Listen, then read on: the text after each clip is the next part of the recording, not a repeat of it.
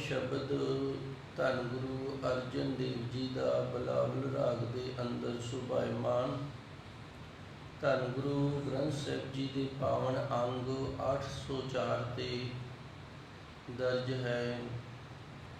इस पावन शब्द के अंदर पहली पौड़ी दियाँ 2 तुकां ने। दूसरी तुक दे विच सवाल है, कवन सो मत जित हर हर जपना। हे गुरु महाराज जी, सानू दसना करो किहड़ी श्रेष्ठ मत दे नाल परमात्मा का नाम जपिया जावे कि नाम जपिया होया जिहड़ा ये सफल हो जावे। कवन सो मत, किहड़ी समत है, किहड़ी श्रेष्ठ मत है। जित हर हर जपना, जिहड़ी श्रेष्ठ मत दे नाल वैगुरु वैगुरु आख्या जावे ते आख्या होया वैगुरु है जिहड़ा ये साडे जीवन नूं सफल कर देवे, साडा जीवन सफल हो जावे। ये सवाल है जगियासू दे अल्लों जो धन गुरु महाराज जी सच्चे सतगुर ने दर्ज किया है। इनका जवाब पहली तुक दे विच है। जदों आपां इस तरह अर्थ करते हैं, पिछली तुक का पहलू अर्थ करके ते पहली तुक का बाद दे विच अर्थ करते, इनू कहंदे ने अनवें करके अर्थ करना। हुण अनवे की मर्यादा के नाल पहली तुक का अर्थ है, तन मन धन अर्पो सब अपना। भाई जे गुरु नूं पुछिए भी सच्चे सतगुर मैनू दस किहड़ी श्रेष्ठ मत दे नाल मैं तेरा नाम जपां, वो किहड़ी श्रेष्ठ मत है जिंदे नाल तेरा जपिया होया नाम है जिहड़ा मेरा जीवन सफल कर दे। ते गुरु महाराज जी रहमत करते ने, तन मन धन 3 ने। तन शरीर, मन जो शरीर दे अंदर विचारां दा समूह है जिंदे विच कुछ ना कुछ विचार चलती रहिंदी है। ते धन जो धन दौलत ये शरीर दे नाल कमाई जाती है। अर्पो ये 3 ही अर्पण कर दे सब अपना।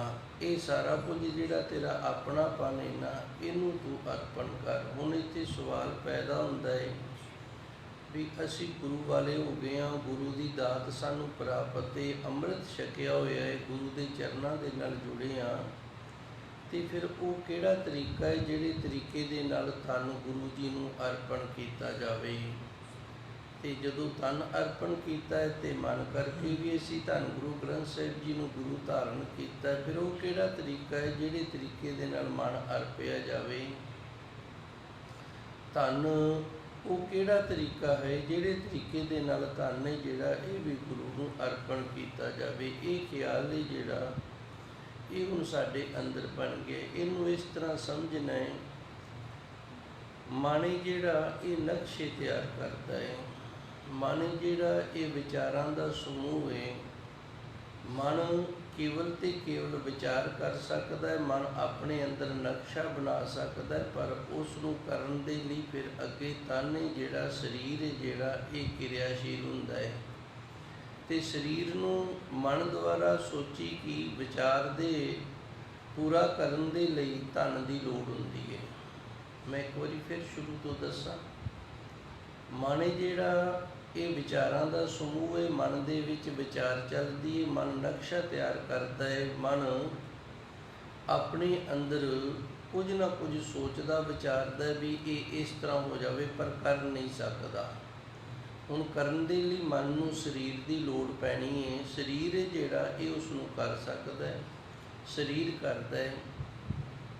जदों शरीर करदा है तो शरीर भी फिर एवें नहीं कर सकता, इनू भी धन की लोड़ पैंदी है, फिर ये करता है। इनू होर खुलासे दे नाल जे समझना है, असी अपने घर मकान बनाना है, कोठी बनानी है, नक्शा जिहड़ा वो आर्टिस्ट ने तैयार किया है। आर्टिस्ट द्वारा तैयार किए गए नक्शे नूं फिर अगे जिहड़ा कारीगर हुंदा है ना, वो करता है, वो तैयार बनांदा है। हुण कारीगर है जिहड़ा उहनूं वो बनाउण दे लई जो समग्री है उनकी लोड़ है, भाव धन की लोड़ है, पैसे की लोड़ है। पैसे दे नाल वो ईटां सीमट आदि मंगा के ते उहनूं करेगा। उस तरह ही साडा मन ही जिहड़ा एक आर्टिस्ट की तरह काम करता है। मन दे विच विचार चली है भी आपां गड्डी नवीं लैके आईए, ਹੁਣ ਇਹ ਮਨ ਨੇ ਨਕਸ਼ਾ ਬਣਾ ਲਿਆ ਅੰਦਰੋਂ ਵੀ ਆਪਾਂ ਗੱਡੀ ਨਵੀਂ ਲੈ ਕੇ ਆਉਣੀ ਹੈ, ਤੇ ਮਨ ਥੋੜੀ ਲੈ ਕੇ ਆਏਗਾ, ਮਨ ਤਾਂ ਕਿਸੇ ਨੂੰ ਦਿਸਦਾ ਹੀ ਨਹੀਂ। ਮਨ ਜਿਹੜਾ ਹੈ ਇਹ ਇਸ ਤਰ੍ਹਾਂ ਕੁਝ ਨਹੀਂ ਕਰ ਸਕਦਾ ਵੀ ਜਿਹਦੇ ਨਾਲ ਗੱਡੀ ਲੈ ਆਵੇ। ਤਨ ਹੈ ਜਿਹੜਾ ਫਿਰ ਇਹਦੇ ਲਈ ਤਨ ਦੀ ਲੋੜ ਪਈ ਹੈ, ਤੇ ਤਨ ਹੈ ਜਿਹੜਾ ਇਹ ਗੱਡੀ ਲੈਣ ਦੇ ਲਈ ਤਿਆਰ ਹੋ ਗਿਆ, ਜਾਣ ਦੇ ਲਈ ਤਿਆਰ ਹੋ ਗਏ। ਹੁਣ ਜਿਹੜੇ ਪੈਸੇ ਨੇ ਉਹ ਵੀ ਚਾਹੀਦੇ ਨੇ। ਹੁਣ ਤਨ ਨੂੰ ਮਾਇਆ ਦੀ ਲੋੜ ਹੈ, ਤੇ ਮਾਇਆ ਕਿੱਥੋਂ ਆਵੇ? ਫਿਰ ਤਨ ਹੈ ਜਿਹੜਾ ਇਹ ਇੱਧਰ ਉੱਧਰ ਮਨ ਦੇ ਸੰਯੋਗ ਦੇ ਨਾਲ ਕੋਸ਼ਿਸ਼ ਕਰਦਾ ਵੀ ਕਿਤੋਂ ਨਾ ਕਿਤੋਂ ਕੁਝ ਮੈਨੂੰ ਪ੍ਰਾਪਤ ਹੋਵੇ ਤੇ ਮੈਂ ਗੱਡੀ ਲੈ ਆਵਾਂ। ਗੁਰੂ ਮਹਾਰਾਜ ਜੀ ਇੱਥੇ ਸਾਨੂੰ ਇਹ ਦੱਸਦੇ ਨੇ ਵੀ ਜਿਹੜਾ ਮਨ ਹੈ ਇਹ ਗੁਰੂ ਨੂੰ ਅਰਪਣ ਕਰਦੇ ਨੇ। ਭਾਵ ਮਨ ਦੇ ਵਿੱਚ ਜਿਹੜੀਆਂ ਵਿਚਾਰਾਂ ਚੱਲਣੀਆਂ ਨੇ, ਮਨ ਦੇ ਵਿੱਚ ਜਿਹੜੀਆਂ ਸੋਚਾਂ ਚੱਲਣੀਆਂ ਨੇ, ਇਹ ਹੁਣ ਗੁਰੂ ਮਹਾਰਾਜ ਜੀ ਦੇ ਨਿਯਮਾਂ ਅਨੁਸਾਰ ਚੱਲਣੀਆਂ ਨੇ, ਗੁਰ ਮਰਿਆਦਾ ਦੇ ਅਨੁਸਾਰ ਚੱਲਣੀਆਂ ਨੇ। ਬਸ ਇਹੀ ਮਨ ਦਾ ਗੁਰੂ ਨੂੰ ਅਰਪਣ ਹੈ। ਗੁਰ ਮਰਿਆਦਾ ਦੇ ਵਿੱਚ ਰਹਿ ਕੇ ਇਹਨੇ ਸੋਚਣਾ, ਗਲਤ ਨਹੀਂ ਸੋਚਣਾ। ਉਤਨਾ ਹੀ ਇਸਨੇ ਸੋਚਣਾ ਜਿਤਨਾ ਕੋ ਇਸ ਦਾ ਮਾਜਨਾ ਹੈ, ਜਿਤਨਾ ਕੋ ਇਹ ਕਰ ਸਕਦਾ ਹੈ। ਇਹਨੇ ਐਵੇਂ ਵਾਧੂ ਸੋਚ ਕੇ ਤੇ ਸਰੀਰ ਨੂੰ ਮਜਬੂਰ ਨਹੀਂ ਕਰਨਾ ਵੀ ਤੂੰ ਆ ਲੈ ਕੇ ਆਉਣਾ ਹੀ ਆਉਣਾ ਹੈ, ਕਿਉਂਕਿ ਮਨ ਜਿਹੜਾ ਇਹ ਗੁਰੂ ਵਾਲਾ ਹੋ ਗਿਆ ਹੈ। ਤੇ ਮਨ ਦੇ ਵਿੱਚ ਜਿਹੜੀ ਹੁਣ ਵਿਚਾਰ ਆਏਗੀ ਉਹ ਗੁਰ ਮਰਿਆਦਾ ਦੇ ਅਨੁਸਾਰ ਆਏਗੀ। ਜੇ ਮਨ ਦੇ ਵਿੱਚ ਵਿਚਾਰ ਗੁਰ ਮਰਿਆਦਾ ਦੇ ਅਨੁਸਾਰ ਨਹੀਂ ਆਈ, ਗੁਰੂ ਮਰਿਆਦਾ ਦੀ ਉਲੰਘਣਾ ਕਰਦੀ ਹੈ, ਤੇ ਮਨ ਫਿਰ ਗੁਰੂ ਨੂੰ ਅਰਪਣ ਹੀ ਨਹੀਂ ਹੋਇਆ। ਇਸੇ ਤਰ੍ਹਾਂ ਜੇ ਮਨ ਗਲਤੀ ਕਰਦਾ ਤੇ ਫਿਰ ਤਨ ਕਹਿ ਦਿੰਦਾ ਵੀ ਨਾ ਭਾਈ ਮੈਂ ਤਾਂ ਗੁਰੂ ਦਾ ਹਾਂ, ਤੇ ਗੁਰੂ ਦੀ ਮਰਿਆਦਾ ਨੂੰ ਜਿਹੜਾ ਹੈ ਨਾ ਉਹ ਮੈਂ ਉਲੰਘਣ ਨਹੀਂ ਕਰ ਸਕਦਾ। ਫਿਰ ਵੀ ਮਨ ਟਿਕ ਕੇ ਬਹਿ ਜਾਂਦਾ ਹੁੰਦਾ ਹੈ। ਦਾਸ ਦੀ ਉਮਰ ਬੜੀ ਛੋਟੀ ਸੀ, ਤੇ ਕਿਸੇ ਸਾਧੂ ਦੇ ਨਾਲ ਥੋੜ੍ਹੀਆਂ ਜੀਆਂ ਵਿਚਾਰਾਂ ਹੋਈਆਂ, ਤੇ ਮੇਰੇ ਮੂੰਹ 'ਚੋਂ ਸਵਾਲ ਨਿਕਲ ਗਿਆ। ਮੈਂ ਕਿਹਾ ਬਾਬਾ ਜੀ ਮਨ ਤਾਂ ਵੱਸ ਨਹੀਂ ਹੁੰਦਾ, ਕਿ ਮਨ ਜਿਹੜਾ ਇਹ ਨਹੀਂ ਜੇ ਵੱਸ ਹੁੰਦਾ। ਤੇ ਉਹ ਸਾਧੂ ਨੇ ਬੜਾ ਸੋਹਣਾ ਜਵਾਬ ਦਿੱਤਾ ਸੀ, ਅੱਜ ਵੀ ਮੈਨੂੰ ਯਾਦ ਹੈ। ਉਹ ਕਹਿੰਦਾ ਮਨ ਨਹੀਂ ਵੱਸ ਹੁੰਦਾ ਤੇ ਕੋਈ ਗੱਲ ਨਹੀਂ, ਤਨ ਤਾਂ ਵੱਸ ਹੁੰਦਾ ਹੈ ਨਾ। ਮਨ ਬਰਿਆਈਆਂ ਸੋਚਦਾ ਤੇ ਸੋਚੀ ਜਾਵੇ, ਤਨ ਕਰਕੇ ਅਸੀਂ ਉਹ ਬਰਿਆਈ ਨਹੀਂ ਕਰਨੀ। ਤੇ ਇੱਕ ਦਿਨ ਆਪਣੇ ਆਪ ਹੀ ਫਿਰ ਮਨ ਇਹਨਾਂ ਜਿਹੜਾ ਇਹਨੇ ਕਹਿ ਦੇਣਾ ਜਦੋਂ ਤੂੰ ਮੇਰੇ ਆਖੇ ਨਹੀਂ ਲੱਗਦਾ ਤੇ ਫਿਰ ਮੈਂ ਤੈਨੂੰ ਕੁਝ ਆਖਦਾ ਹੀ ਨਹੀਂ। ਇਸ ਤਰ੍ਹਾਂ ਹੁੰਦਾ ਨਾ, ਬੱਚਾ ਆਪਾਂ ਇੱਕ ਵਾਰੀ ਆਖਿਆ, 2 ਵਾਰੀ ਆਖਿਆ, 4 ਵਾਰੀ ਆਖਿਆ, ਜਦੋਂ ਵੇਖ ਲਿਆ ਵੀ ਬੱਚਾ ਆਖੇ ਨਹੀਂ ਲੱਗਦੇ ਤੇ ਫਿਰ ਕਹਿ ਦਿੱਤਾ ਚੰਗਾ ਭਾਈ ਤੇਰੀ ਮਰਜ਼ੀ, ਜਿਵੇਂ ਤੈਨੂੰ ਚੰਗਾ ਲੱਗਦਾ ਉਵੇਂ ਤੂੰ ਕਰੀ ਜਾ। ਉਸੇ ਤਰ੍ਹਾਂ ਤਨ ਕਰਕੇ ਜਦੋਂ ਅਸੀਂ ਬਰਿਆਈ ਨੂੰ ਰੋਕ ਲੈਂਦੇ ਹਾਂ, ਤਨ ਕਰਕੇ ਮਨ ਦੁਆਰਾ ਸੋਚੀਆਂ ਗਈਆਂ ਬਰਿਆਈਆਂ ਨੂੰ ਅਸੀਂ ਨਹੀਂ ਕਰਦੇ, ਤੇ ਫਿਰ ਮਨ ਜਿਹੜਾ ਇਹ ਵੀ ਹੌਲੀ ਹੌਲੀ ਸੁਧਰ ਜਾਂਦਾ ਹੈ। ਇਸ ਤਰ੍ਹਾਂ ਜਿਹੜਾ ਇਹ ਤਨ ਗੁਰੂ ਨੂੰ ਅਰਪਣ ਕਰਨਾ ਹੈ। ਹੁਣ ਅੱਗੇ ਗੱਲ ਆ ਗਈ ਧਨ ਦੀ। ਧਨ ਗੁਰੂ ਨੂੰ ਕਿਵੇਂ ਅਰਪਣ ਕਰਨਾ ਹੈ? ਤਨ ਨੇ ਮਨ ਦੀ ਸੋਚੀ ਹੋਈ ਗੱਲ ਨੂੰ ਪੂਰਾ ਕਰਨ ਦੇ ਲਈ ਜਦੋਂ ਧਨ ਦੀ ਜ਼ਰੂਰਤ ਸਮਝੀ, ਤੇ ਇਹ ਧਨ ਨੇ ਇਹ ਵੇਖ ਲੈਣਾ ਵੀ ਇਹ ਧਨ ਜਿਹੜਾ ਮੇਰੇ ਪਾਸ ਹੈ ਇਹ 10 ਨੌਆਂ ਦੀ ਕਿਰਤ ਕਮਾਈ ਵਾਲਾ ਹੈ ਕਿ ਨਹੀਂ ਹੈਗਾ। ਜੇ ਨਹੀਂ ਹੈਗਾ ਤੇ ਇਹਨੂੰ ਵਰਤੋਂ ਦੇ ਵਿੱਚ ਨਹੀਂ ਲੈ ਕੇ ਆਉਣਾ। ਜੇ 10 ਨੌਆਂ ਦੀ ਕਿਰਤ ਕਮਾਈ ਵਾਲਾ ਤੇ ਫਿਰ ਮੈਂ ਇਸ ਨੂੰ ਵਰਤੋਂ ਦੇ ਵਿੱਚ ਲਿਆ ਸਕਦਾ। ਇਸ ਤਰ੍ਹਾਂ ਤਨ ਮਨ ਧਨ, ਗੁਰੂ ਜੀ ਨੇ ਆਖਿਆ 3 ਚੀਜ਼ਾਂ ਨੇ ਜਿਹੜੀਆਂ ਅਰਪੋ ਸਭ ਆਪਣਾ, ਇਹਨਾਂ ਦੇ ਵਿੱਚ ਸਾਡਾ ਆਪਣਾਪਣ ਹੈ ਤੇ ਇਹ ਅਸੀਂ ਗੁਰੂ ਨੂੰ ਅਰਪਣ ਕਰਨਾ ਕਰ ਰਹੀਏ ਜੀ। ਕਵਨੋ ਸੋ ਮਤ ਜਿਤ ਹਰ ਹਰ ਜਪਨਾ। ਇਹ ਦੂਸਰੀ ਤੋਕੇ ਇਸ ਦਾ ਦਾਸ ਨੇ ਪਹਿਲੂ ਅਰਥ ਕਰ ਦਿੱਤਾ ਸੀ। ਇਹਦੇ ਵਿੱਚ ਸਵਾਲ ਹੈ ਜਗਿਆਸੂ ਦੇ ਵੱਲੋਂ, ਗੁਰਸਿੱਖ ਦੇ ਵੱਲੋਂ ਕਿ ਧੰਨ ਗੁਰੂ ਅਰਜਨ ਦੇਵ ਜੀ ਕਿਰਪਾ ਕਰੋ, ਦੱਸੋ ਮੈਨੂੰ ਕਿਹੜੀ ਸ੍ਰੇਸ਼ਟ ਮੱਤ ਦੇ ਨਾਲ ਮੈਂ ਹਰੀ ਅਕਾਲ ਪੁਰਖ ਵਾਹਿਗੁਰੂ ਦਾ ਨਾਮ ਜਪਣਾ ਕਰਾਂ, ਜਿਹੜਾ ਪਰਮਾਤਮਾ ਦਾ ਨਾਮ ਜਪਣ ਦੇ ਨਾਲ ਮੇਰਾ ਇਹ ਜੀਵਨ ਹੈ ਜਿਹੜਾ ਇਹ ਸਫਲਾ ਹੋ ਜਾਵੇ। ਕਮਨ ਸੋ ਮਤ, ਇਹ ਮੇਰੇ ਸੱਚੇ ਸਤਿਗੁਰੂ ਗੁਰੂ ਗ੍ਰੰਥ ਸਾਹਿਬ ਜੀਓ, ਕਿਹੜੀ ਉਹ ਸ੍ਰੇਸ਼ਟ ਮੱਤ ਹੈ ਜਿਤ ਹਰ ਹਰ ਜਪਣਾ, ਜਿਹੜੀ ਸ੍ਰੇਸ਼ਟ ਮੱਤ ਦੇ ਨਾਲ ਮੈਂ ਵਾਹਿਗੁਰੂ ਵਾਹਿਗੁਰੂ ਜਪਣਾ ਕਰਾਂ ਤਾਂ ਕਿ ਮੇਰਾ ਜੀਵਨ ਹੈ ਜਿਹੜਾ ਉਹ ਸਫਲ ਹੋ ਜਾਵੇ। ਤੇ ਧੰਨ ਗੁਰੂ ਅਰਜਨ ਦੇਵ ਜੀ ਨੇ ਇਸ ਤੁਕ ਦਾ ਜਿਹੜਾ ਉੱਤਰ ਹੈ ਉਹ ਪਹਿਲੀ ਤੁਕ ਦੇ ਵਿੱਚ ਦਿੱਤਾ ਹੈ। ਤਨ ਮਨ ਧਨ ਅਰਪੋ। ਤਨ ਮਨ ਤੇ ਧਨ ਜਿਹੜਾ ਇਹ ਗੁਰੂ ਨੂੰ ਅਰਪਣ ਕਰਦੇ, ਸਭ ਆਪਣਾ, ਤੇ ਜਿਹੜਾ ਤੇਰਾ ਆਪਣਾਪਣ ਹੈ ਅਰਪੋ, ਇਹ ਵੀ ਗੁਰੂ ਨੂੰ ਅਰਪਣ ਕਰ। ਇਹਨਾਂ ਤਿੰਨਾਂ ਦੇ ਵਿੱਚ ਤੇਰਾ ਆਪਣਾਪਣ ਨਹੀਂ ਹੋਣਾ ਚਾਹੀਦਾ। ਆਪਣਾਪਣ ਉਦੋਂ ਹੋ ਜਾਂਦਾ ਹੈ ਜਦੋਂ ਅਸੀਂ ਗੁਰੂ ਮਰਿਆਦਾ ਨੂੰ ਇੱਕ ਪਾਸੇ ਰੱਖ ਦਿੰਦੇ ਹਾਂ ਅਤੇ ਮਨ ਦੀ ਮਰਜ਼ੀ ਦੇ ਅਨੁਸਾਰ ਕੁਝ ਕਰਨ ਲੱਗ ਜਾਂਦੇ ਹਾਂ, ਫਿਰ ਆਪਣਾਪਣ ਹੋ ਗਿਆ। ਹੁਣ ਗੁਰੂ ਮਹਾਰਾਜ ਜੀ ਨੇ ਕਿਰਪਾ ਕੀਤੀ, ਸਾਨੂੰ ਦੱਸਿਆ ਤਨ ਮਨ ਧਨ ਅਰਪੋ, ਇਹ ਤਿੰਨੇ ਚੀਜ਼ਾਂ ਗੁਰੂ ਨੂੰ ਅਰਪਣ ਕਰਦੇ। ਅਰਪੋ ਸਭ ਆਪਣਾ, ਅਤੇ ਇਹਨਾਂ ਤਿੰਨਾਂ ਦੇ ਵਿੱਚ ਜਿਹੜਾ ਅਰਪਣਪਣ ਨੇ ਇਹ ਵੀ ਗੁਰੂ ਨੂੰ ਅਰਪਣ ਕਰਦੇ। ਕਮਲ ਸੋ ਮਤ, ਇਹੀ ਗੁਰਮੁਖ ਪਿਆਰਿਆ ਸ੍ਰੇਸ਼ਟ ਮਤ ਹੈ, ਜਿਤ ਹਰ ਹਰ ਜਪਣਾ, ਜਿਹਦੇ ਨਾਲ ਵਾਹਿਗੁਰੂ ਵਾਹਿਗੁਰੂ ਦਾ ਜਾਪ ਕੀਤਾ ਜਾਂਦਾ ਹੈ ਜੀ। ਕਾਰਿ ਆਸਾ ਆਇਓ ਪ੍ਰਭ ਮੰਗਣ। ਇਹ ਸੱਚੇ ਸਤਿਗੁਰ ਜੀ, ਮੈਂ ਆਪ ਜੀ ਦੇ ਦਰ ਤੇ ਨਾ ਇਹ ਆਸ ਕਰਕੇ ਆਇਆ ਤੇ ਇਹ ਮੰਗਣ ਵਾਸਤੇ ਆਇਆ। ਮੰਗਣ ਦਾ ਅਰਥ ਹੈ ਮੰਗਣ ਵਾਸਤੇ ਆਉਣਾ। ਕਰ ਆਸਾ, ਮੈਂ ਆਸ ਕੀਤੀ ਏ, ਅੰਦਰ ਆਸ ਧਾਰਨ ਕੀਤੀ ਏ, ਆਇਓ ਪ੍ਰਭ ਮੰਗਣ। ਤੇ ਇਹ ਸੱਚੇ ਸਤਿਗੁਰੂ ਜੀ, ਤੇਰੇ ਦਰ ਤੇ ਮੈਂ ਇਸ ਆਸ ਦੇ ਨਾਲ ਇਹ ਸੁਮਾਤੇ ਜਿਹੜੀ ਇਹ ਮੰਗਣ ਵਾਸਤੇ ਆਇਆ ਹਾਂ ਜੀ। ਤੁਮ ਵੇਖਤ ਸੋਭਾ ਮੇਰੇ ਆਂਗਣ। ਮੇਰੇ ਮਾਲਕ ਸੱਚੇ ਸਤਿਗੁਰ ਜੀ, ਮੈਂ ਆਸ ਲੈ ਕੇ ਆਇਆ ਆਪ ਜੀ ਦੇ ਦਰ ਤੇ ਆਪ ਜੀ ਦੇ ਦਰ ਤੇ ਜੋ ਆਸ ਲੈ ਕੇ ਆਇਆ ਉਹ ਇਹ ਮੰਗਣ ਦੀ ਆਸ ਹੈ ਕਿ ਆਪ ਜੀ ਦੀ ਜੋ ਸ੍ਰੇਸ਼ਟ ਮੱਤ ਹੈ ਨਾ, ਸ੍ਰੇਸ਼ਟ ਬੁੱਧੀ ਹੈ, ਉਹ ਮੈਨੂੰ ਪ੍ਰਾਪਤ ਹੋ ਜਾਵੇ। ਆਪ ਜੀ ਜੀ ਨੂੰ ਪ੍ਰਮਾਣ ਕਰਦੇ ਹੋ ਕਿ ਤਨ ਮਨ ਧਨ ਅਰਪੋ, ਇਹ ਅਰਪਣ ਦੀ ਜਿਹੜੀ ਯੋਗਤਾ ਹੈ ਉਹ ਮੇਰੇ ਵਿੱਚ ਆ ਜਾਵੇ। ਅਤੇ ਇਸ ਦੇ ਨਾਲ ਫਿਰ ਆਪ ਜੀ ਦੇ ਜਦੋਂ ਦਰਸ਼ਨ ਹੋ ਜਾਣ, ਸੋਭਾ ਮੇਰੇ ਆਂਗਣ, ਆਂਗਣ ਕਹਿੰਦੇ ਨੇ ਵਿਹੜੇ ਨੂੰ, ਚੌਂਕੇ ਨੂੰ, ਇਸ ਦੇ ਨਾਲ ਮੇਰੇ ਘਰ ਪਰਿਵਾਰ ਦੇ ਵਿੱਚ ਸੁੱਖ ਹੋ ਜਾਏਗਾ, ਸੋਭਾ ਹੋ ਜਾਏਗੀ। ਪੇਖਤ ਸੋਭਾ ਮੇਰੇ ਆਂਗਣ, ਆਪ ਜੀ ਦੇ ਦਰਸ਼ਨ, ਆਪ ਜੀ ਦੀ ਰਹਿਮਤ, ਆਪ ਜੀ ਦੀ ਕਿਰਪਾ ਦੇ ਨਾਲ ਆਪ ਜੀ ਦੇ ਫਿਰ ਦਰਸ਼ਨ ਹੋ ਜਾਣ ਅਤੇ ਮੇਰੇ ਹਿਰਦੇ ਰੂਪੀ ਆਂਗਣ ਦੇ ਵਿੱਚ ਆਪ ਜੀ ਦੇ ਨਾਮ ਦੀ ਸੋਭਾ ਬਣ ਜਾਵੇ ਜੀ। ਰਹਾਉ ਅਣਕ ਜੁਗਤ ਕਰ ਬਹੁਤ ਵਿਚਾਰੋ। ਅੱਗੇ ਵਿਸ਼ਰਾਮ ਲਾ ਕੇ ਗੁਰੂ ਮਹਾਰਾਜ ਜੀ ਰਹਿਮਤ ਕਰਦੇ ਨੇ ਸੱਚੇ ਸਤਿਗੁਰ ਕੀ ਅਣਕ ਜੁਗਤੀਆਂ ਦੇ ਨਾਲ ਅਸੀਂ ਬਹੁਤ ਪ੍ਰਕਾਰ ਦੀਆਂ ਜਿਹੜੀਆਂ ਨੇ ਇਹਨਾਂ ਵਿਚਾਰਾਂ ਉਹ ਵਿਚਾਰਦੇ ਹਾਂ। ਇਹ ਇਨਸਾਨ ਹੈ ਨਾ ਜਿਹੜਾ, ਇਹ ਦੁਖੀ ਦਾ ਦੁਖੀ ਹੈ। ਕੋਈ ਦੁਖੀ ਹੈ ਆਪਣੇ ਘਰ ਪਰਿਵਾਰ ਤੋਂ, ਕੋਈ ਦੁਖੀ ਹੈ ਆਪਣੇ ਰੋਜ਼ਗਾਰ ਤੋਂ, ਕੋਈ ਦੁਖੀ ਹੈ ਕਿਸੇ ਹੋਰ ਤਰੀਕੇ ਤੋਂ। ਪਰ ਇਸ ਤਰ੍ਹਾਂ ਦੇ ਵੀ ਕੁਝ ਮਨੁੱਖ ਨੇ ਜਿਹੜੇ ਆਪਣੇ ਮਨ ਤੋਂ ਦੁਖੀ ਨੇ। ਅਸੀਂ ਆਪਣੇ ਮਨ ਤੋਂ ਵੀ ਬੜੇ ਦੁਖੀ ਹਾਂ। ਮਨ ਤੋਂ ਕਿਵੇਂ ਦੁਖੀ ਹਾਂ? ਸਾਡਾ ਅੰਦਰ ਜਿਹੜਾ ਉਹ ਇਹ ਆਖ ਰਿਹਾ ਵੀ ਤੂੰ ਨਾਮ ਜਪ ਸਿਮਰਨ ਕਰ, ਪਰ ਮਨ ਜਿਹੜਾ ਉਹ ਨਾਮ ਜਪਣ ਦੇ ਵਿੱਚ, ਸਿਮਰਨ ਕਰਨ ਦੇ ਵਿੱਚ ਨਹੀਂ ਜੁੜਦਾ। ਇਸ ਤਰ੍ਹਾਂ ਅਸੀਂ ਮਨ ਤੋਂ ਵੀ ਬੜੇ ਦੁਖੀ ਹਾਂ। ਧੰਨ ਗੁਰੂ ਜੀ ਰਹਿਮਤ ਕਰਦੇ ਨੇ, ਅਣਖ ਜੁਗਤ ਤੋਂ ਬੜੀਆਂ ਜੁਗਤੀਆਂ ਵਰਤੀਆਂ ਨੇ। ਜੁਗਤ ਦਾ ਅਰਥ ਹੁੰਦਾ ਤਰੀਕੇ, ਜੁਗਤ ਦਾ ਅਰਥ ਹੁੰਦਾ ਹੈ ਆਪ ਦੇ ਵੱਲੋਂ ਆਪਣੀ ਬੁੱਧੀ ਦੇ ਨਾਲ ਕੋਈ ਨਾ ਕੋਈ ਜਿਹੜਾ ਨਾ ਉਹ ਢੰਗ ਸੋਚ ਵਿਚਾਰ ਕੇ ਕਰਦੇ ਰਹਿਣਾ। ਅਣਖ ਜੁਗਤ, ਇਹ ਹੁਣ ਜੁਗਤੀਆਂ ਜਿਹੜੀਆਂ ਨੇ ਇਹ ਮਨ ਨੂੰ ਵਸ ਕਰਨ ਵਾਸਤੇ ਕਿਹੜੀਆਂ ਕਿਹੜੀਆਂ ਨੇ?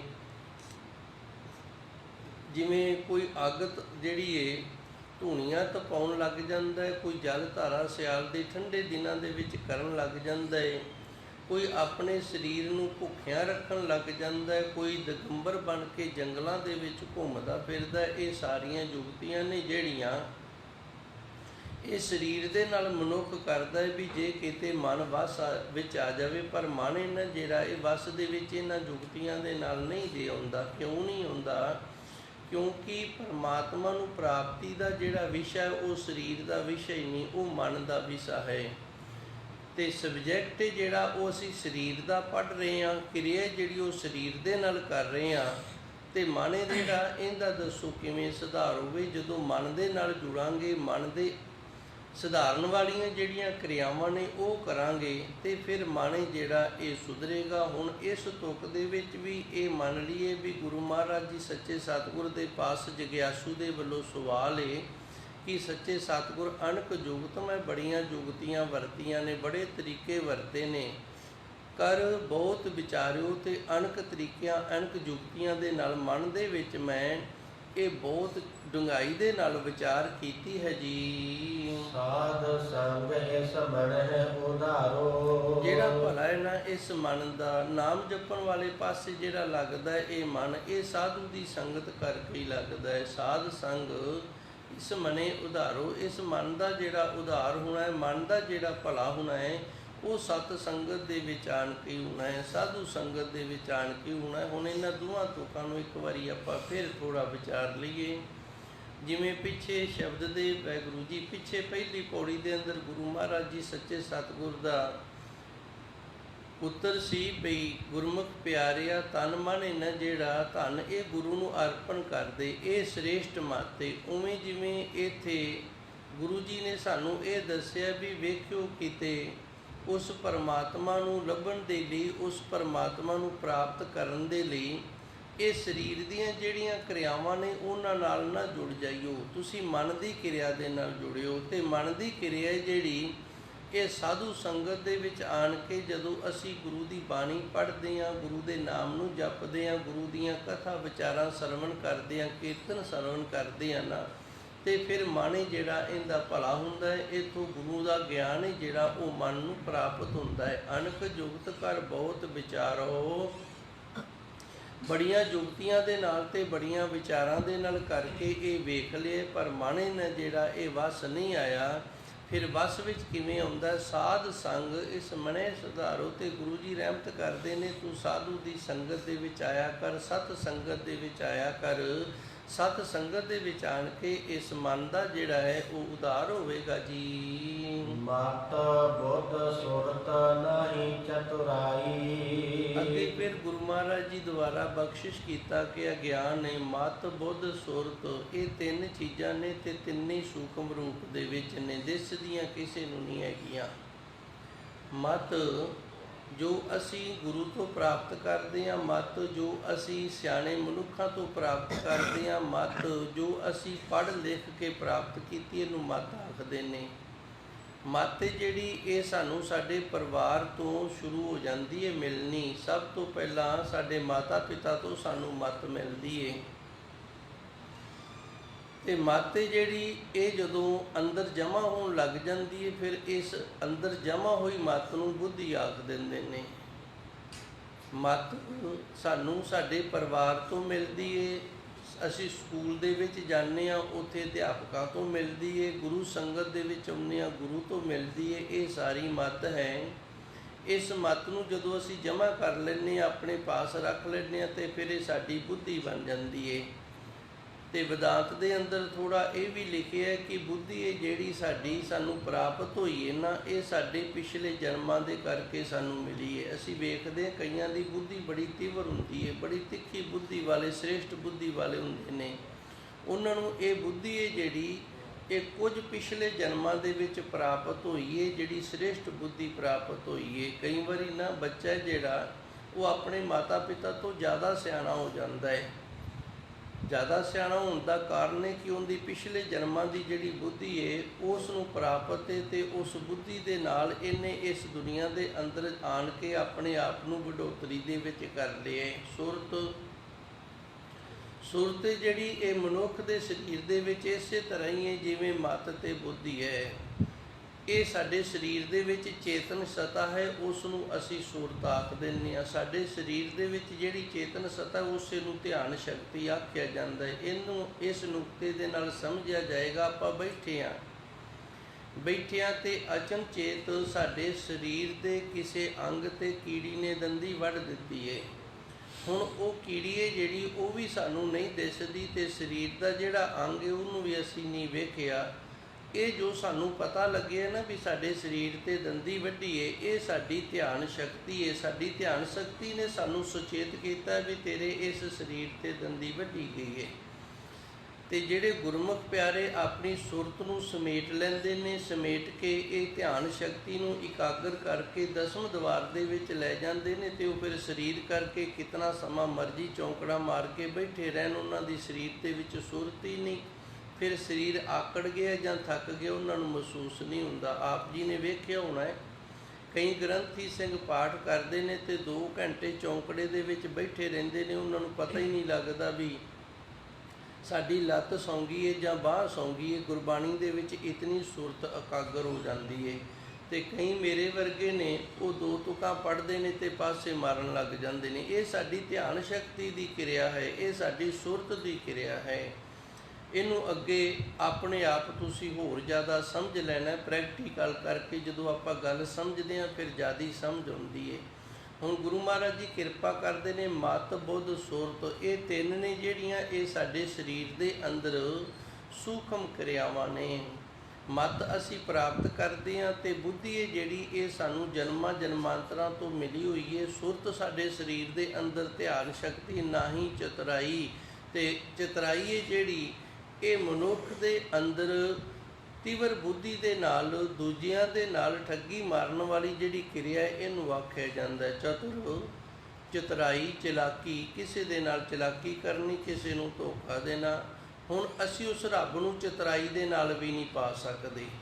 ਗੁਰੂ ਮਹਾਰਾਜ ਜੀ ਨੇ ਸ਼ਬਦ ਇੱਥੇ ਤਾਂ ਵਾਸਤੇ ਵਰਤਿਆ ਵੀ ਅਸੀਂ ਸੰਸਾਰ ਦੇ ਵਿੱਚ ਬੜੇ ਚਤੁਰਾਂ ਲੋਕਾਂ ਨੂੰ ਚਾਰ ਲੈਂਦੇ। ਇਹ ਚਾਰਨ ਤੋਂ ਸ਼ਬਦ ਬਣਿਆ ਚਤੁਰਾਈ। ਅਸੀਂ ਦੁਨੀਆ ਨੂੰ ਚਾਰ ਸਕਦੇ ਹਾਂ ਪਰ ਪਰਮਾਤਮਾ ਨੂੰ ਚਾਰ ਨਹੀਂ ਸਕਦੇ, ਉਹਦੇ ਨਾਲ ਛਲ ਕਪਟ ਨਹੀਂ ਕਰ ਸਕਦੇ। ਸੁਰਤ, ਸਾਡੀ ਧਿਆਨ ਸ਼ਕਤੀ ਕਿੰਨੀ ਵੀ ਹੋਵੇ, ਹੁਣ ਯੋਗ ਸਾਧਨਾ ਕਰਨ ਵਾਲਿਆਂ ਦੀ ਧਿਆਨ ਸ਼ਕਤੀ ਹੁੰਦੀ ਸੀ, ਉਹਨਾਂ ਨੇ ਇਕਾਗਰ ਕੀਤੀ ਹੁੰਦੀ ਸੀ, ਉਸ ਦੇ ਨਾਲ ਵੀ ਪ੍ਰਭੂ ਪਰਮਾਤਮਾ ਦੀ ਪ੍ਰਾਪਤੀ ਨਹੀਂ ਹੁੰਦੀ। ਅਤੇ ਬੁੱਧ ਜਿਹੜੀ ਇਹ ਵੇਦਾਂ ਸ਼ਾਸਤਰਾਂ ਨੂੰ ਪੜ੍ਹ ਕੇ ਬੜੇ ਬੜੇ ਵਿਦਵਾਨ ਬਣੇ ਸਨ। ਬੁੱਧੀ ਤੋਂ ਫਿਰ ਅੱਗੇ ਵਿਦਵਤਾ ਅਤੇ ਵਿਦਵਤਾ ਤੋਂ ਵਿਦਵਾਨ ਪੜ੍ਹਨ ਦੇ ਨਾਲ ਜੋ ਮਤ ਸਾਨੂੰ ਪ੍ਰਾਪਤ ਹੋਈ ਹੈ, ਉਸ ਮਤ ਨੂੰ ਅਸੀਂ ਆਪਣੇ ਪਾਸ ਜਮ੍ਹਾਂ ਰੱਖ ਲਿਆ। ਜਿਵੇਂ ਪਹਿਲੀ ਕਲਾਸ 'ਚ ਜਵਾਕ ਪੜ੍ਹਦਾ ਅਤੇ ਮਾਸਟਰ ਨੇ ਆਖਿਆ ਇਹ ਭਾਈ ਕੱਕਾ ਹੈ। ਹੁਣ ਇਹਦੀ ਮਤ ਨੇ ਆਪਣੇ ਮਾਸਟਰ ਤੋਂ ਮਤ ਪ੍ਰਾਪਤ ਕਰ ਲਈ ਕੱਕਾ, ਅਤੇ ਆਪਣੀ ਬੁੱਧੀ 'ਚ ਜਮ੍ਹਾਂ ਕਰ ਲਿਆ। ਜਦੋਂ ਤੱਕ ਉਹ ਸਰੀਰ ਨਹੀਂ ਛੱਡਦਾ ਉਹਨੂੰ ਉਹ ਗੱਲ ਯਾਦ ਰਹੇਗੀ ਵੀ ਮੇਰੇ ਮਾਸਟਰ ਨੇ ਮੈਨੂੰ ਇਹ ਕੱਕਾ ਆਖਿਆ ਸੀ, ਇਹ ਬੁੱਧੀ 'ਚ ਜਮ੍ਹਾਂ ਹੋ ਗਈ ਹੈ। ਮਤ, ਬੁੱਧ, ਸੁਰਤ, ਨਾਹੀ, ਚਤੁਰਾਈ, ਇਹ ਚਾਰ ਕਿਰਿਆਵਾਂ ਨੇ। ਇਹਨਾਂ ਚਾਰਾਂ ਕਿਰਿਆਵਾਂ ਦੇ ਨਾਲ ਪ੍ਰਭੂ ਪਰਮਾਤਮਾ ਦੀ ਪ੍ਰਾਪਤੀ ਨਹੀਂ ਹੁੰਦੀ ਹੈ ਜੀ। ਤਾਂ ਮਿਲੀਐ ਜਾਂ ਲਏ ਮਿਲਾਈ। ਤੇ ਇਹ ਪਰਮਾਤਮਾ ਫਿਰ ਮਿਲਿਆ ਕਿਵੇਂ ਜਾਵੇ? ਅਸੀਂ ਤੈਨੂੰ ਮਿਲਣਾ, ਤੈਨੂੰ ਪ੍ਰਾਪਤ ਕਰਨਾ, ਤੇ ਫਿਰ ਤੇਰੀ ਪ੍ਰਾਪਤੀ ਕਿਵੇਂ ਹੋਵੇ? ਤਾਂ ਮਿਲੀਏ, ਤਾਂ ਮਿਲਿਆ ਜਾਏਗਾ। ਜਾਂ ਲਏ ਮਿਲਾਈ, ਜੇ ਉਹ ਮਿਲਾਉਣਾ ਕਰੇਗਾ। ਤੇ ਹੁਣ ਉਹ ਮਿਲਾਉਣਾ ਕਿਵੇਂ ਕਰੇ ਇਹ ਵੀ ਨਹੀਂ ਸਾਨੂੰ ਪਤਾ। ਇਹ ਸੱਚੇ ਸਤਿਗੁਰ ਤੂੰ ਕਹਿ ਦਿੱਤਾ ਵੀ ਮਤ ਵੀ ਕੰਮ ਨਹੀਂ ਕਰਦੀ, ਬੁੱਧੀ ਵੀ ਕੰਮ ਨਹੀਂ ਕਰਦੀ, ਧਿਆਨ ਸ਼ਕਤੀ ਵੀ ਕੰਮ ਨਹੀਂ ਕਰਦੀ, ਤੇ ਚਲਾਕੀਆਂ ਵੀ ਇਸ ਦਰ 'ਤੇ ਆਣ ਕੇ ਫੇਲ ਹੋ ਜਾਂਦੀਆਂ ਨੇ। ਤਾਂ ਮਿਲੀਏ ਜਾਂ ਲੈ ਮਿਲਾਈ, ਤੇ ਇਹ ਵੀ ਸਾਨੂੰ ਹੁਣ ਦੱਸ ਦੇ ਕਿਰਪਾ ਕਰਕੇ ਵੀ ਤੂੰ ਕਿਵੇਂ ਸਾਨੂੰ ਮਿਲਾਵੇਂਗਾ ਤੇ ਕਿਵੇਂ ਅਸੀਂ ਤੇਰੇ ਵਿੱਚ ਮਿਲੀਏ। ਜਦੋਂ ਅਸੀਂ ਇਹ ਸਾਰਾ ਕੁਝ ਛੱਡ ਦਿੰਦੇ ਹਾਂ ਤੇ ਫਿਰ ਗੁਰਬਾਣੀ ਦੇ ਅੰਦਰ ਫਰਮਾਨ ਹੁੰਦਾ ਹੈ, ਭੋਲੇ ਪਾਏ ਮਿਲੇ ਰਗੜਾਏ। ਜਦੋਂ ਸਾਡੇ ਅੰਦਰ ਭੋਲਾਪਨ ਆ ਜਾਂਦਾ ਹੈ ਨਾ, ਉਦੋਂ ਫਿਰ ਪ੍ਰਭੂ ਪਰਮਾਤਮਾ ਦੀ ਸਾਨੂੰ ਪ੍ਰਾਪਤੀ ਹੁੰਦੀ। ਹੁਣ ਜਿਹੜਾ ਭੋਲਾ ਮਨੁੱਖ ਹੈ ਉਹ ਚਲਾਕ ਨਹੀਂ ਹੈਗਾ, ਚਤੁਰਾਈ ਨਹੀਂ ਹੈਗੀ ਉਹਦੇ ਅੰਦਰ। ਜਿਹੜਾ ਚਲਾਕ ਨਾ ਹੋਵੇ, ਜਿਹਨੂੰ ਸਾਰੇ ਠੱਗ ਲੈਣ, ਫਿਰ ਅਸੀਂ ਕੀ ਕਹਿ ਦਿੰਦੇ, ਬੰਦਾ ਬੜਾ ਭੋਲਾ ਹੈ ਭਾਈ। ਤੇ ਜਿਹਦੇ ਅੰਦਰ ਧਿਆਨ ਸ਼ਕਤੀ ਵੀ ਨਾ ਹੋਵੇ, ਉਹਨੂੰ ਇਸ ਗੱਲ ਦਾ ਵੀ ਧਿਆਨ ਨਾ ਹੋਵੇ ਵੀ ਮੇਰਾ ਸਮਾਨ ਸਾਰੇ ਚੱਕ ਕੇ ਲਈ ਜਾ ਰਹੇ ਨੇ, ਉਹਦੀ ਸੁਰਤੀ ਜਿਹੜੀ ਉਹ ਪਰਮਾਤਮਾ ਵਿੱਚ ਜੁੜੀ ਰਹਿੰਦੀ ਹੋਵੇ, ਤੇ ਉਹਨੂੰ ਵੀ ਫਿਰ ਅਸੀਂ ਕਹਿ ਦਿੰਦੇ ਹਾਂ ਬੁੱਧੂ ਏ। ਹੁਣ ਜਿਹੜਾ ਬੁੱਧੂ ਏ ਉਹਦੇ ਵਿੱਚ ਬੁੱਧੀ ਨਹੀਂ ਹੈਗੀ। ਬੁੱਧੀ ਅਕਲ ਹੈ। ਜਿਹੜਾ ਬੁੱਧੂ ਏ, ਜਿਹਨੂੰ ਸਮਾਜ ਬੁੱਧੂ ਆਖਦਾ ਨਾ, ਉਹਦੇ ਵਿੱਚ ਸਮਾਜ ਵਾਲੀ ਬੁੱਧੀ ਨਹੀਂ ਹੈਗੀ। ਤੇ ਮਤ ਜਿਹੜੀ ਇਹ ਗੁਰੂ ਚਰਨਾਂ ਦੇ ਵਿੱਚੋਂ ਪ੍ਰਾਪਤ ਹੋਈ ਹੈ। ਜਿਹਨੂੰ ਗੁਰੂ ਚਰਨਾਂ ਦੇ ਵਿੱਚੋਂ ਮਤ ਪ੍ਰਾਪਤ ਹੋ ਗਈ ਹੈ, ਜਿਹਨੇ ਆਪਣੀ ਬੁੱਧੀ ਨੂੰ ਪਿੱਛੇ ਕਰ ਦਿੱਤਾ ਹੈ, ਤੇ ਜਿਹਨੂੰ ਪ੍ਰਭੂ ਪਰਮਾਤਮਾ ਤੋਂ ਬਿਨਾਂ ਜਿਹੜੇ ਸੁਰਤ ਹੈ ਉਹ ਕਿਤੇ ਹੋਰ ਜੁੜਦੀ ਨਹੀਂ, ਤੇ ਜਿਹਦੇ ਅੰਦਰ ਭੋਲਾਪਨ ਹੈ ਉਹ ਭਾਈ ਗੁਰੂ ਮਹਾਰਾਜ ਜੀ ਦੀ ਕਿਰਪਾ ਦੇ ਨਾਲ ਪ੍ਰਭੂ ਪਰਮਾਤਮਾ ਨੂੰ ਮਿਲ ਲੈਂਦਾ। ਤਾਂ ਮਿਲੀਏ ਜਾਂ ਲੈ ਮਿਲਾਈ, ਜਦੋਂ ਉਹ ਮਿਲਾਉਣਾ ਕਰਦਾ ਹੈ ਨਾ, ਫਿਰ ਉਹਦੀ ਕਿਰਪਾ ਦੇ ਨਾਲ ਮਿਲਿਆ ਜਾਂਦਾ ਹੈ ਜੀ। ਨੈਣ ਸੰਤੋਖੇ ਪ੍ਰਭ ਦਰਸ਼ਨ ਪਾਇਆ। ਤੇ ਜਿਨ੍ਹਾਂ ਨੂੰ ਮਿਲ ਜਾਂਦਾ ਹੈ ਫਿਰ ਉਹਨਾਂ ਦੇ ਨੇਤਰ ਨੇ ਜਿਹੜੇ, ਉਹਨਾਂ ਦੇ ਵਿੱਚ ਸੰਤੋਖ ਆ ਜਾਂਦਾ ਹੈ। ਹੁਣ ਨੇਤਰ ਨੇ ਜਿਹੜੇ, ਇਹਨਾਂ ਦੇ ਵਿੱਚ ਸੰਤੋਖ ਕਿਵੇਂ ਆ ਜਾਂਦਾ ਹੈ? ਹੁਣ ਨੇਤਰ ਨੇ ਨਾ ਜਿਹੜੇ, ਜਦੋਂ ਕੁਝ ਵੇਖਦੇ ਨੇ ਤੇ ਇਹ ਸਾਡੀ ਬੁੱਧੀ ਨੂੰ ਜਾ ਕੇ ਦੱਸਦੇ ਨੇ ਵੀ ਆਹ ਵੇਖ ਕਿੰਨਾ ਸੋਹਣਾ, ਤੇ ਬੁੱਧੀ ਜਿਹੜੀ ਇਹ ਵਿਚਲਤ ਹੋ ਜਾਂਦੀ ਹੈ ਉਹਨੂੰ ਪ੍ਰਾਪਤ ਕਰਨ ਦੇ ਲਈ। ਫਿਰ ਮਨ ਜਿਹੜਾ ਇਹ ਆਪਣੀ ਕਿਰਿਆ ਸ਼ੁਰੂ ਕਰ ਦਿੰਦਾ। ਜਦੋਂ ਮਨ ਕਿਰਿਆ ਸ਼ੁਰੂ ਕਰ ਦਿੰਦਾ ਤੇ ਫਿਰ ਸਰੀਰ ਹੈ ਜਿਹੜਾ ਇਹ ਚੱਲ ਪੈਂਦਾ ਹੈ। ਇਸ ਦੇ ਲਈ ਮੈਂ ਇੱਕ ਨੁਕਤਾ ਹੈ ਜਿਹੜਾ ਉਸ ਦੇ ਨਾਲ ਆਪ ਜੀ ਨੂੰ ਸਮਝਾਉਣਾ ਕਰਾਂਗਾ, ਜੇ ਕਿਤੇ ਗੱਲ ਦੀ ਸਮਝ ਆ ਜਾਵੇ। ਇੱਕ ਪ੍ਰਾਣੀ ਤੁਰਿਆ ਜਾਂਦਾ ਹੈ ਤੇ ਉਹਨੇ ਕੀ ਵੇਖਿਆ ਹੈ, ਕਿਸੇ ਦੀ ਮੋਟਰ ਤੇ ਨਾ ਅੰਬ ਦਾ ਬੜਾ ਸੋਹਣਾ ਪੇੜ ਲੱਗਿਆ ਹੈ। ਉਸ ਅੰਬ ਦੇ ਪੇੜ ਦੇ ਅੰਬ ਜਿਹੜਾ ਹੈ ਉਹ ਵੀ ਬੜਾ ਸੋਹਣਾ ਲਾਲ ਪੱਕਿਆ ਹੋਇਆ ਹੈ। ਹੁਣ ਵੇਖਿਆ ਕਿੰਨੇ ਨੇ? ਅੱਖਾਂ ਨੇ ਵੇਖਿਆ। ਅੱਖਾਂ ਨੇ ਇਹ ਅੰਬ ਵੇਖ ਲਿਆ ਹੈ, ਅੱਖਾਂ ਹੁਣ ਤੋੜ ਨਹੀਂ ਸਕਦੀਆਂ। ਅੱਖਾਂ ਨੇ ਅੰਬ ਵੇਖ ਲਿਆ, ਅੱਖਾਂ ਤੋੜ ਨਹੀਂ ਸਕਦੀਆਂ। ਤੇ ਮਨ ਜਿਹੜਾ ਉਹ ਲਲਚਾਇਆ ਹੈ ਤੇ ਮਨ ਨੇ ਫਿਰ ਪੈਰਾਂ ਨੂੰ ਪ੍ਰੇਰਿਆ, ਪੈਰ ਧੱਕੇ ਦੇ ਨਾਲ ਉਸ ਰੁੱਖ ਦੇ ਥੱਲੇ ਗਏ ਚਲੇ ਨੇ ਤੇ ਹੱਥਾਂ ਨੇ ਉਸ ਅੰਬ ਨੂੰ ਤੋੜ ਲਿਆ, ਮੂੰਹ ਨੇ ਖਾਧਾ ਹੈ, ਰਸਨਾ ਨੂੰ ਸਵਾਦ ਆਇਆ ਹੈ। ਇਤਨੇ ਨੂੰ ਭਾਈ ਮਾਲਕ ਆ ਗਏ। ਉਹਨੇ ਆਣ ਕੇ ਨਾ ਫਿਰ ਜਦੋਂ 5-7 ਲਾ ਦਿੱਤੀਆਂ ਨੇ ਤੇ ਫਿਰ ਨੇਤਰ ਨੇ ਜਿਹੜੇ ਇਹਨਾਂ ਵਿੱਚੋਂ ਪਾਣੀ ਆਇਆ, ਹੋਰ ਕਿਤੋਂ ਨਹੀਂ ਆਇਆ ਪਾਣੀ। ਰੋਏ ਵੀ ਨੇਤਰ ਨੇ। ਕਿਉਂ ਰੋਏ ਨੇ? ਵੀ ਗਲਤੀ ਸਾਡੇ ਤੋਂ ਹੋਈ ਏ। ਜੇ ਅਸੀਂ ਵੇਖਿਆ, ਪੈਰ ਗਏ, ਹੱਥਾਂ ਨੇ ਤੋੜਿਆ ਤੇ ਮੂੰਹ ਨੇ ਖਾਧਾ ਤੇ ਇਹ ਸਜ਼ਾ ਜਿਹੜੀ ਇਸ ਸਰੀਰ ਨੂੰ ਮਿਲੀ। ਇਸ ਕਰਕੇ ਧੰਨ ਗੁਰੂ ਜੀ ਰਹਿਮਤ ਕਰਦੇ ਨੇ, ਨੈਣ ਸੰਤੋਖੇ। ਹੁਣ ਨੈਣਾਂ ਨੂੰ ਜਦੋਂ ਸੰਤੋਖ ਆ ਗਿਆ ਨਾ, ਫਿਰ ਇਹ ਵੇਖੀ ਹੋਈ ਚੀਜ਼ ਨੂੰ ਵੀ ਅਣਵੇਖੀ ਕਰ ਦਿੰਦੇ ਨੇ। ਉਧਰਲੇ ਪਾਸੇ ਲਾਲਚੇ ਜਿਹੜਾ ਉਹ ਨਹੀਂ ਆਉਂਦਾ। ਨੈਣ ਸੰਤੋਖੇ ਦਰਸ਼ਨ ਪਾਇਆ। ਇਹ ਉਦੋਂ ਤੱਕ ਸੰਤੋਖੇ ਨਹੀਂ ਜਾਂਦੇ ਜਦੋਂ ਤੱਕ ਧੰਨ ਗੁਰੂ ਮਹਾਰਾਜ ਜੀ ਦੇ ਪਾਵਨ ਦਰਸ਼ਨ ਨਾ ਹੋਣ, ਪ੍ਰਭੂ ਪਰਮਾਤਮਾ ਦੇ ਦਰਸ਼ਨ ਨਾ ਹੋਣ। ਜਦੋਂ ਉਸ ਵਾਹਿਗੁਰੂ ਦੇ ਦਰਸ਼ਨ ਹੋ ਗਏ, ਸੱਚੇ ਸਤਿਗੁਰ ਦੀ ਪ੍ਰਾਪਤੀ ਹੋ ਗਈ ਤੇ ਫਿਰ ਨੇਤਰਾਂ ਦੇ ਵਿੱਚ ਵੀ ਸੰਤੋਖ ਆ ਜਾਂਦਾ ਹੈ ਜੀ। ਕਹੋ ਨਾਨਕ ਸਫਲ ਸੋ ਆਇਆ। ਧੰਨ ਗੁਰੂ ਜੀ ਰਹਿਮਤ ਕਰਦੇ ਨੇ, ਗੁਰਮੁਖ ਪਿਆਰਿਆਂ ਨੇ ਜਿਹੜਾ ਇਸ ਦਾ ਇਸ ਦੁਨੀਆ ਤੇ ਆਉਣਾ ਸਫਲ ਹੋ ਗਿਆ ਹੈ। ਕਹੋ ਨਾਨਕ ਗੁਰੂ ਮਹਾਰਾਜ ਜੀ, ਗੁਰੂ ਅਰਜਨ ਦੇਵ ਜੀ ਨੇ ਮੋਹਰ ਲਾ ਦਿੱਤੀ ਹੈ, ਸਫਲ ਸੋ ਆਇਆ। ਉਹ ਇਸ ਦੁਨੀਆ ਦੇ ਅੰਦਰ ਆਇਆ ਹੋਇਆ ਸਫਲ ਹੈ, ਜਿਨੇ ਆਪਣਾ ਮਨ ਤਨ ਤੇ ਧੰਨ ਗੁਰੂ ਨੂੰ ਅਰਪਣ ਕਰ ਦਿੱਤਾ ਹੈ, ਜਿਨੇ ਗੁਰੂ ਦੀ ਰਹਿਮਤ ਕਿਰਪਾ ਦੇ ਨਾਲ ਗੁਰੂ ਤੋਂ ਸਮੱਤ ਦੀ ਪ੍ਰਾਪਤੀ ਕਰ ਲਈਏ, ਜਿਨੇ ਸਤ ਸੰਗਤ ਦੇ ਵਿੱਚ ਆਣ ਕੇ ਅਣਕ ਪ੍ਰਕਾਰ ਦੇ ਜਿਹੜੇ ਹੋਰ ਢੰਗ ਤਰੀਕੇ ਨੇ ਸਰੀਰ ਦੇ ਨਾਲ ਕਿਰਿਆ ਕਰਨ ਵਾਲੇ ਉਹ ਛੱਡ ਦਿੱਤੇ ਨੇ, ਜਿਨੇ ਗੁਰੂ ਦੀ ਰਹਿਮਤ ਦੇ ਨਾਲ ਮਤ ਬੁੱਧ ਸੁਰਤ ਜਿਹੜੀ ਉਹ ਸੱਚੇ ਸਤਿਗੁਰ ਦੇ ਦਰ ਤੋਂ ਪ੍ਰਾਪਤ ਕੀਤੀ ਹੈ, ਉਹਨੂੰ ਭਾਈ ਸੱਚੇ ਸਤਿਗੁਰ ਦੀ ਪ੍ਰਾਪਤੀ ਹੋ ਗਈ ਹੈ ਤੇ ਉਸ ਦਾ ਇਸ ਸੰਸਾਰ ਦੇ ਅੰਦਰ ਆਉਣਾ ਸਫਲਾ ਹੋ ਗਿਆ ਹੈ ਜੀ। ਬਿਲਾਵਲ ਮਹੱਲਾ ਪੰਜਵਾ। ਮਾਤ ਪਿਤਾ ਸੁਤ ਸਾਥ ਨ ਮਾਇਆ। ਧੰਨ ਗੁਰੂ ਮਹਾਰਾਜ ਜੀ ਇਸ ਪਾਵਨ ਸ਼ਬਦ ਦੇ ਅੰਦਰ ਕਿਰਪਾ ਕਰ ਰਹੇ ਨੇ, ਸਾਨੂੰ ਇਹ ਦੱਸ ਰਹੇ ਨੇ ਵੀ ਇਸ ਸੰਸਾਰ ਦੇ ਅੰਦਰ ਸਾਡੇ ਮਾਤਾ ਪਿਤਾ ਨੇ। ਹੁਣ ਇਹਦੇ ਤੋਂ ਇਹ ਸਮਝ ਲੈਣਾ ਵੀ ਮਾਤਾ ਪਿਤਾ ਦੇ ਨਾਲ ਨਾਨਕੇ ਤੇ ਦਾਦਕੇ ਦੋਵੇਂ ਪਰਿਵਾਰ ਹੀ ਆ ਗਏ। ਸੁੱਤ ਪੁੱਤਰ ਦੇ ਨਾਲ ਆਪ ਦਾ ਸਾਰਾ ਪਰਿਵਾਰ ਆ ਗਿਆ। ਤਿੰਨ ਨੇ, ਮਾਤ ਦੇ ਨਾਲ ਮਾਤਾ, ਸਾਰੇ ਨਾਨਕੇ ਪਰਿਵਾਰ ਦੇ ਨਾਲ ਪਿਤਾ, ਸਾਰਾ ਦਾਦਕਾ ਪਰਿਵਾਰ, ਸੁੱਤ ਤੇ ਆਪ ਦਾ ਸਾਰਾ ਪਰਿਵਾਰ ਹੈ ਨਾ ਜਿਹੜਾ, ਸਾਥ ਨਾ ਮਾਇਆ, ਇਹ ਵੀ ਸਾਰੇ ਨਾਲ ਨਹੀਂ ਜਾਂਦੇ ਤੇ ਜਿਹੜੀ ਇਹਨਾਂ ਦੇ ਲਈ ਅਸੀਂ ਮਾਇਆ ਕਮਾਈਏ ਉਹਨੇ ਵੀ ਨਾਲ ਨਹੀਂ ਜਾਣਾ ਹੈ ਜੀ। ਸਾਧ ਸੰਗ ਸਭ ਦੁੱਖ ਮਿਟਾਇਆ। ਜਦੋਂ ਸਾਨੂੰ ਸਾਧੂ ਦੀ ਸੰਗਤ ਪ੍ਰਾਪਤ ਹੋ ਗਈ, ਅਸੀਂ ਸਤ ਸੰਗਤ ਦੇ ਵਿੱਚ ਆਉਣ ਲੱਗ ਗਏ ਤੇ ਇੱਥੇ ਆਣ ਕੇ ਫਿਰ ਸਾਰੇ ਪ੍ਰਕਾਰ ਦੇ ਜਿਹੜੇ ਦੁੱਖ ਨੇ ਉਹਨਾਂ ਦਾ ਨਾਸ ਹੋ ਜਾਂਦਾ ਹੈ ਜੀ। ਰੱਬ ਰਹਿਆ ਪ੍ਰਭ ਸਭ ਮਹਿ ਆਪੇ। ਉਹ ਅਕਾਲ ਪੁਰਖ ਵਾਹਿਗੁਰੂ ਸਾਰਿਆਂ ਦੇ ਵਿੱਚ ਆਪ ਵਿਆਪਕ ਹੈ, ਸਾਰਿਆਂ ਦੇ ਵਿੱਚ ਉਸ ਪ੍ਰਭੂ ਪਰਮਾਤਮਾ ਦੀ ਚੇਤਨ ਸਤਾ ਹੈ ਜੀ। ਹਰ ਜਪ ਰਸਨਾ ਦੁੱਖ ਨਾ ਵਿਆਪੇ।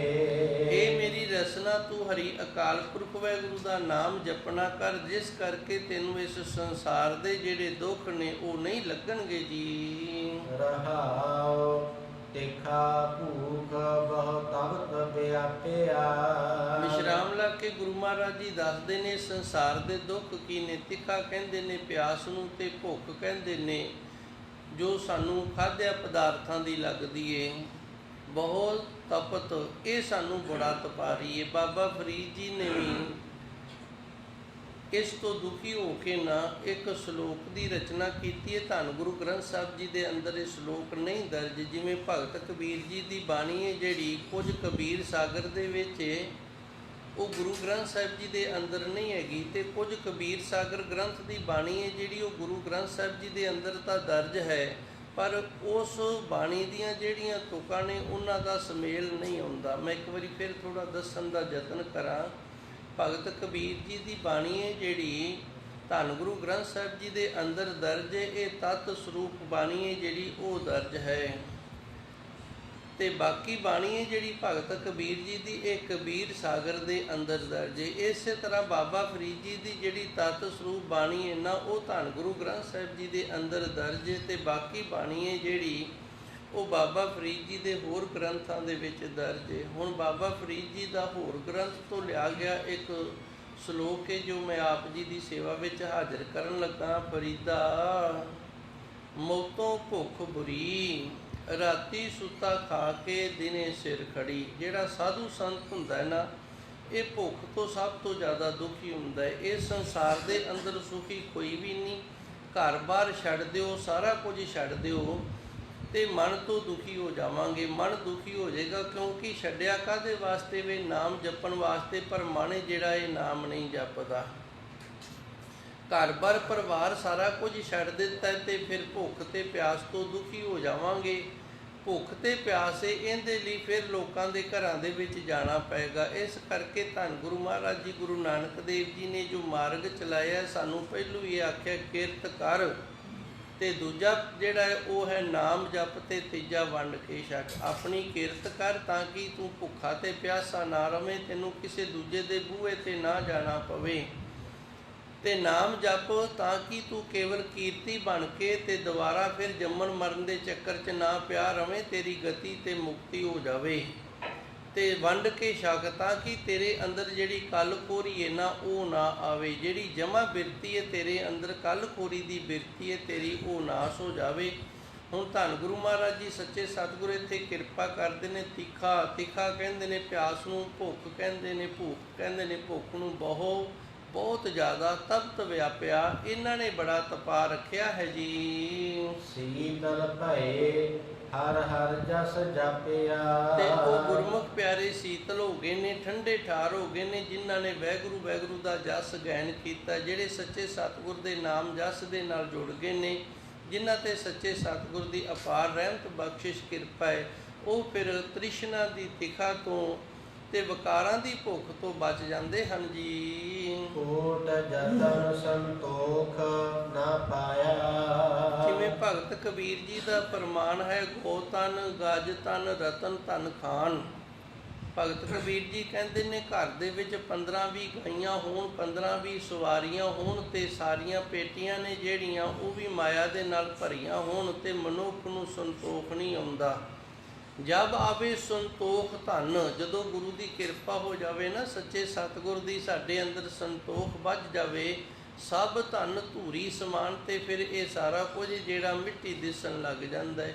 ਉਸੇ ਤਰ੍ਹਾਂ ਗੁਰੂ ਮਹਾਰਾਜ ਜੀ ਰਹਿਮਤ ਕਰਦੇ ਨੇ, ਕੋਟ ਜਤਨ, ਬੜੇ ਯਤਨ ਕੀਤੇ ਨੇ, ਸੰਤੋਖ ਨਾ ਪਾਇਆ।